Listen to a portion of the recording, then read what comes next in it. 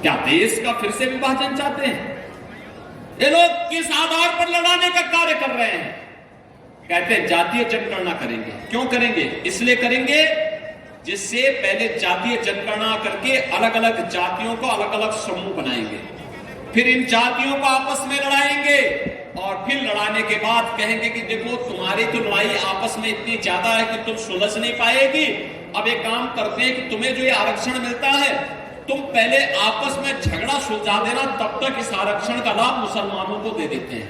ये करने वाली है कांग्रेस और सपा का गठबंधन। ऐसे ही अनुसूचित जाति के लोगों के, अनुसूचित जनजाति के लोगों के अधिकारों पे भी सेर लगाएंगे और भारतीय जनता पार्टी मोदी जी के नेतृत्व में इसको स्वीकार नहीं करेगी, हरगिज स्वीकार नहीं करेगी। हमारी पिछड़ी जाति के, अनुसूचित जाति और जनजाति के लोगों को मिलने वाले आरक्षण में सेंध किसी भी प्रकार से और किसी भी दल को नहीं लगाने दिया जाएगा।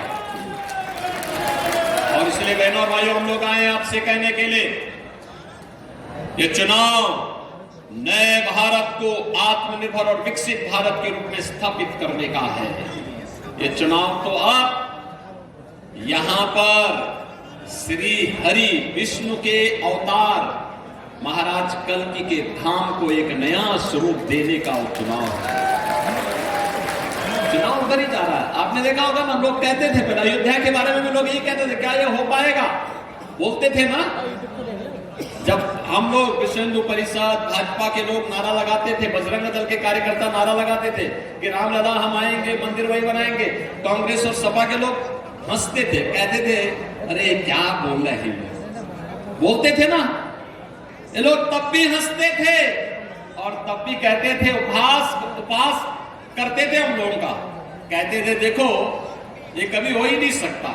और इन लोगों ने उस समय क्या कहा था?